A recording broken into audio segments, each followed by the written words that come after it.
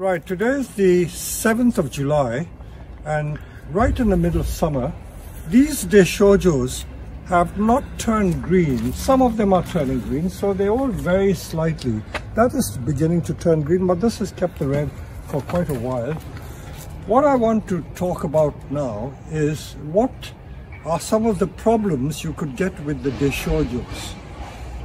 There are usually problems in summer from it being too hot. This year in the UK and in south of England, we've had temperatures on one day it went to about 31 or 33 degrees centigrade about 2 weeks ago. And right through the summer, I think for the past 12 weeks during the lockdown, we've only had like 3 or 4 days of proper rain. So the trees have suffered considerably. So the first problem you would get with maples is the leaves drying out. So this one, these brown leaves have dried out because we may not have been able to get at all the plants at the correct time. So the water was not able to be pumped up to the very top of the leaf. So these have dried out. So don't worry when you get that. You just cut the leaves off and you will get new leaves again. So not many of them. If we bring the camera near, if you look at this, most of them seem all right, but just the odd trees have had their leaves burnt a little bit. And the other common problem you get with maples, not just the deschojo, but I'm looking at deschojos, is mildew. Now, mildew happens. Let me explain to you what mildew is.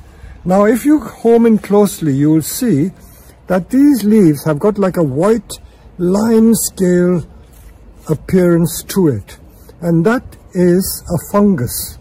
We call it mildew, and it is the same mildew that you get on roses, many of the rosaceae. A lot of plants suffer from mildew in the summer. And what causes mildew is that the spores from the fungus lie dormant and they spread. And although we've had a very hot summer, while we are watering, the dampness and the damp air causes the mildew to flourish, and therefore you get mildew. A lot of people are concerned about it, but it does not kill the plant. It only makes the plant look unsightly.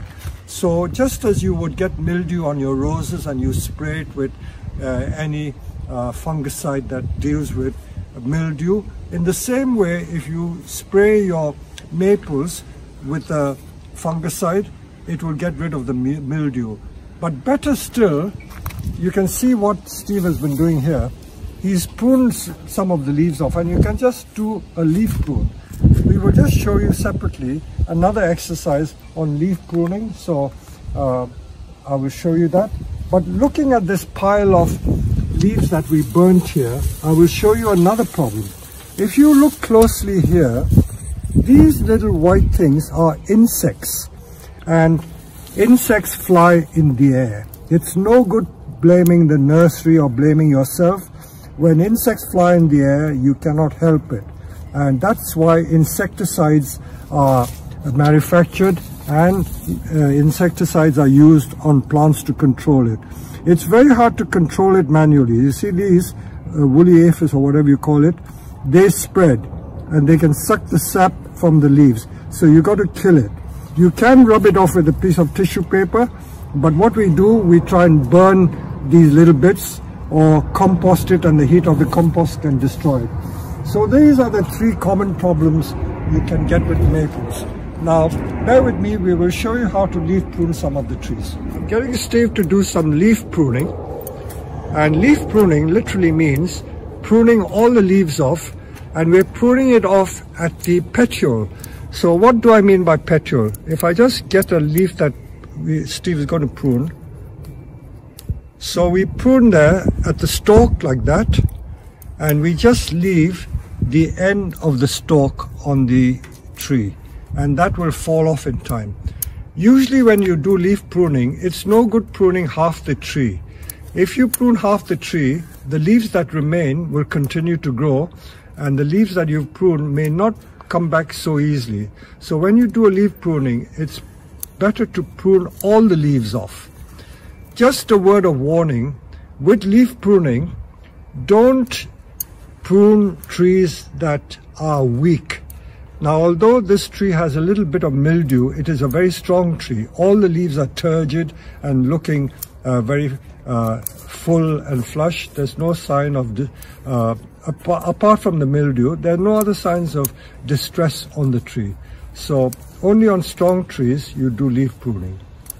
Many people do leaf pruning in the hope that they get a crop of smaller leaves, but in my experience, when you leaf prune a maple, very often the second crop of leaves can be larger than the first crop of leaves. So don't expect the leaves to get small. Usually leaf pruning is done to produce a crop of leaves which are fresher and they look cleaner and more, I would say, bright and fresh. So we don't leaf prune to get smaller leaves. We prune it to get a fresher looking crop of new leaves. Sometimes if you are going to a show and want to enter a tree for a competition and you want the trees to have new leaves at the time of the show, you can prune it or leaf prune it in such a way that you get new leaves just for the show. I remember that when we used to do Chelsea Flower Show, we used to force the maples into leaf very early in the spring in greenhouses, and then we cut off all the new leaves immediately so that we get a second crop of leaves which are fresh looking just for Chelsea. So that's what Steve has done. We've pruned every single leaf off. So that is leaf pruning. There you go. And the new leaves we expect to come in about 3 to 4 weeks time. And because we are now in early July, I would say by early August it will be completely flush with its new leaves. So there you go.